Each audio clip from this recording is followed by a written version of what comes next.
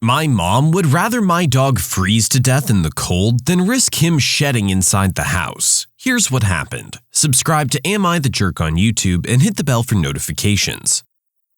I've got to get this off my chest. I just got off the phone 15 minutes ago with my mom. I begged to let me stay at her house tomorrow night and the next because the temperature here is about to plunge to -5 degrees Fahrenheit. I live in a warmer part of the US, and temperatures never get that low, with last year's Arctic blast being the exception. The issue about where I'm staying is that I have no heat except for one small space heater. I'd happily stay in a hotel, but literally can't afford one due to not being able to work from a pretty serious injury. She was awful while I was initially convalescing, but that's another story. The reason that she won't let me stay is that my golden retriever sheds. He's the friendliest dog ever, trained and housebroken. Her only issue is the shedding, not allergies. I'm just broken and horrified that she'd be okay with my dog and myself risking death by hypothermia because of dog hair, which I've cleaned up every single time I've brought him over to her house. Every single time.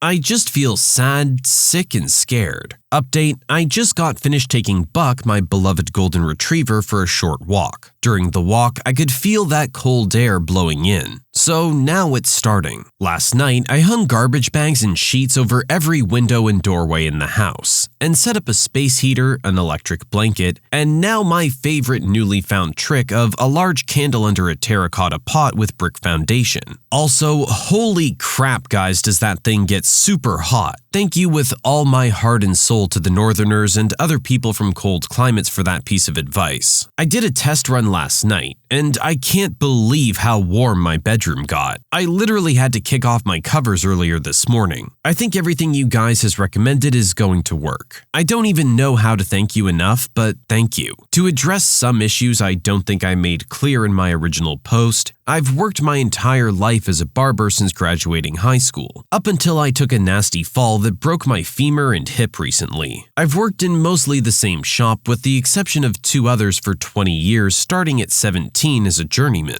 To call me an unemployed deadbeat that shouldn't even have a dog is beyond awful. Buck comes first, always. The veterinarian that takes care of him has been a client of mine. Before getting Buck, he cared for my cat of 15 years. Buck has never missed a checkup and gets his yearly without exception. And I've always paid in full. He turned 3 years old on November 27th. If I got so desperate because of finances and Buck needed medical attention, he'd barter. This is his words, not mine. History, my cat was attacked by a coyote and I took him to the emergency vet in another state and was charged $100 for walking in the door, and almost $1,000 after that for treatment. A couple days later, I was able to get him to my vet who I just described, and he told me what a ripoff some of these 24-hour vets are, and he took my cat for a few days and only charged me a couple of haircuts. My cat lived for another 5 years after the attack, by the way. He gives out his cell number for emergency calls. Rural vets are like this because of stock animals birthing in the middle of the night. This veterinarian is a good man, and I'd recommend him to anyone. Honestly, thank you to everyone for everything. When I first posted this, I didn't think anyone would read it or actually care, but I needed to get it out because of how hollow and horrified I felt about this situation and my own mother's response. But the outpouring of love and support from all you guys had really been more than I could ever describe in words. I definitely don't feel alone anymore, and I really did feel alone right after that phone call with my mom. A note on my mom, I don't want to demonize her because she is still my mom. My whole life she's been the type of person who puts value on money and objects before people. Growing up, my friends always said her house was more a museum than a home. It's made me sad over the years because I'll never know who she is as a person. Currently, Buck and I are under our new heated throw. Thank you, Redditor, that hooked us up with one. And about to watch the new season of Cobra Kai. Seriously, everybody, thank you so much. I know so much now about combating cold weather, even while camping on Everest or K2. This is some knowledge I'll for sure keep for the rest of my life. I know people crap on Reddit a lot, but I would have never found information and the empathy given on other social media. Thank you again. I'll update tonight after the storm hits in full. Update 2. Okay, it's really cold now. I ventured out of my room a couple times and I can see my breath. Buck's doing fine. He's been asleep by my side under the covers for the last couple of hours. Inside the room I insulated, and I have the space heater and terracotta furnace is warm enough. And I'm super grateful for that. I can't thank you guys enough for the expert advice and support. Update: 6 days later, Buck and I have lived through the cold storm. I can't thank you all enough for the good advice. For a person unaccustomed to cold, I feel like an expert on mitigating sub-zero weather conditions, especially the advice from the people who live like this regularly. I'm amazed at your practical and creative solutions for these kinds of emergencies, and think your cold weather survival solution should be taught in schools all over the nation and world. It's about to hit below freezing temperatures again for the second time in a week, but not below zero. No phone calls to mom, just doing everything I learned here. Thank you, Reddit, you did it again. Okay, so we got a little off track with the whole mom situation, and she actually ended up not being a huge part of this story. While she is definitely the jerk, especially considering original poster has been there before and has always cleaned up after the dog. I really don't see what the big deal is considering this is your kid who's going through something. But let's focus on the positive here, about how Reddit came together to help someone in need. This is an example of what the internet was created for. Not for bashing on people on social media, but for helping them out and answering questions that they have. Every person in the world knows something that you don't. Being able to throw that question out there to the world, there's bound to be people who have solutions to your problem that you may have never thought of, or at least don't have easy access to the information or don't know how to look for it given you've never had to deal with a situation like this. It really helps with your faith in humanity. Sometimes Reddit can be a pretty nasty place, but stories like this really show how great and considerate people can be of others, even if they've never met them. You can submit your own stories to be featured here on the channel. The story submission link is in the description below. And if you want to listen to some vibey music in the background, check out easymode, also linked below. And don't forget to subscribe. My son framed our housekeeper for stealing my jewelry, and apparently I'm the jerk because I sided with her.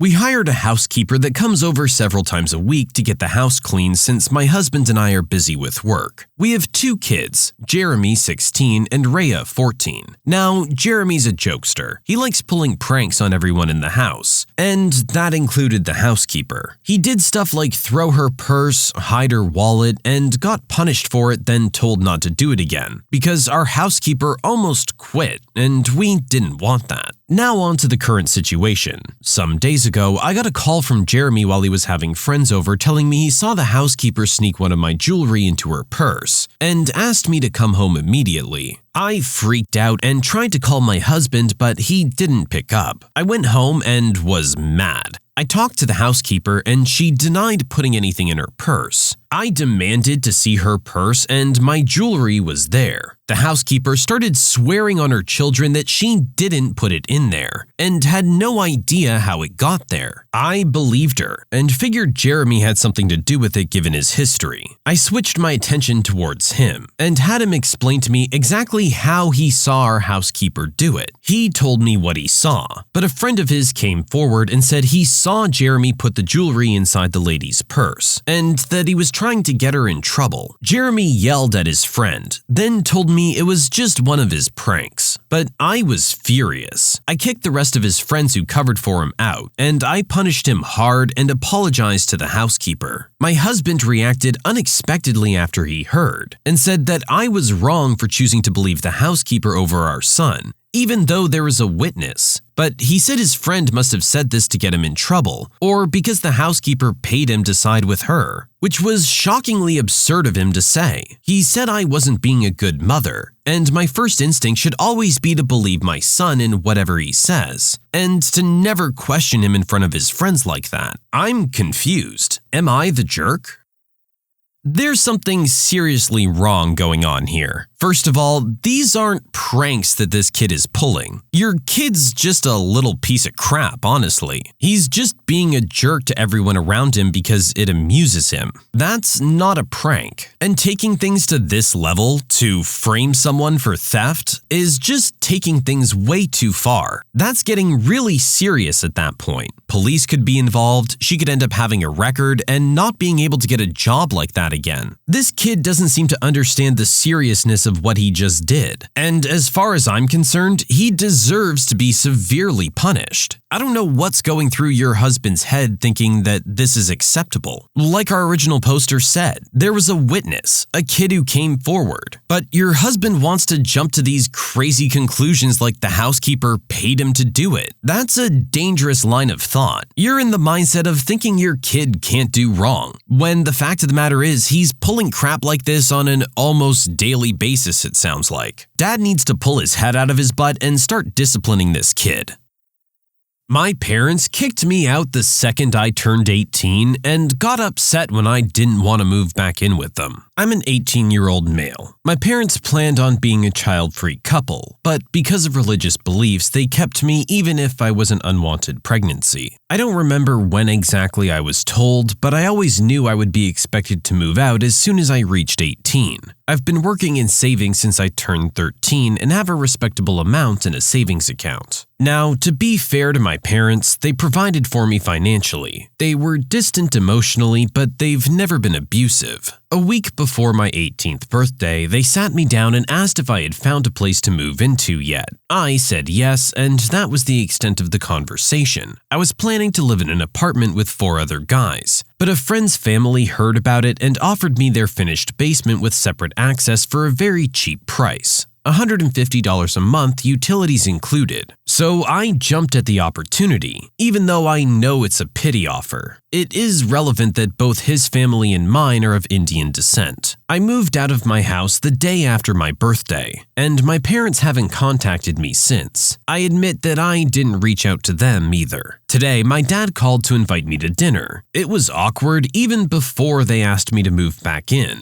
They said I don't have to pay them rent or anything. But here's the thing, I like my new living situation. It lacks the awkwardness and tension that I didn't even know was there until I moved out. I politely said no and thanked them for the offer. My mother started crying and left the room, while my dad scolded me and said that their friends are excluding them because of the rumor that they threw me out, and another family had to take me in. I said that that was exactly what happened, and it isn't my job to save them from the consequences of their actions and decisions. Now my whole extended family is calling me nonstop and saying I'm being a jerk.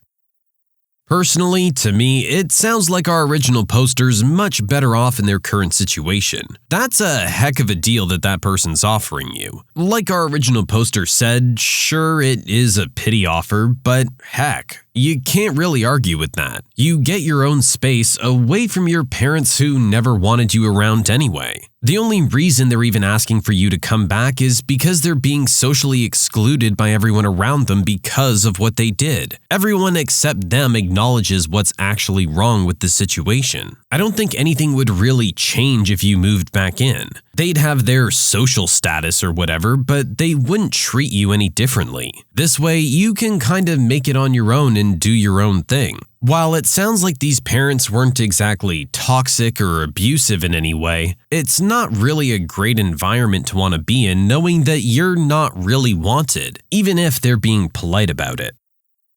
I thought my boyfriend was cheating on me with his grandmother. This happened when we first started dating. His phone used to ping and light up when someone texted him, and once I saw that someone had texted him with the name Babe with a heart beside it. I didn't think of it as anything, and thought that I didn't see it correctly. But the next coming weeks, I saw it happening many times. He would get really happy when the person texted. He used to smile really big and everything. I started thinking I was being cheated on. The last straw for me was when the person texted, "Love you too." I confronted him about it and he stared at me for some time before he started laughing. I cried because what the hell? So he calmed me down and explained that Babe is his grandmother. Her name is Babe Ruth, and everyone in the family called her Babe. She recently had gotten her first smartphone and he'd taught her how to text. So when she texted, it was exciting for him to see her using emojis and stuff. I never felt so embarrassed in my life. A few months later, he took me to meet her, and I kid you not, for an 85-year-old, Babe is a sport. Seeing her punch a guy square in the jaw for harassing me was a sight. We're best friends now.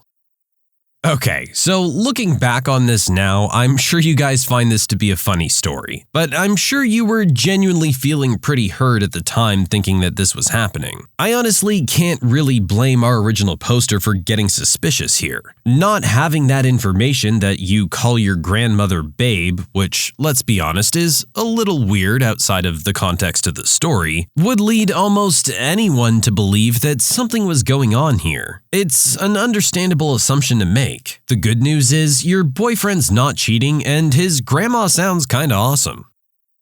Entitled Karen insists I set up her Apple Watch for her and then just walks away. So I make it think she's fat. I sell phones and everything that goes with phones in a retail setting. The job has gotten frustrating because the people who still go into a retail store are often just people who can't figure out how to work a website and won't bother to read anything. This is true for my customer from the other day. This woman comes in and buys an Apple Watch and wants me to set it up for her. I'm more than happy to do so, but it really just boils down to her needing to configure it to her specifications. Things like deciding which wrist it'll be set for. The lady demands I just do all the setup for her while she gets coffee. I insist she stay because it's going to ask her things that I can't answer if she's not there. She blows me off and tells me to just do it and she'll be back. I set it up and just guess what she wants. When it comes to her height, I put 6'2", 385 pounds, and set it to notify her about her daily workout progress as much as possible. She's probably more like 5'5", 130. She came in mad that her watch keeps calling her fat and telling her she needs to walk more.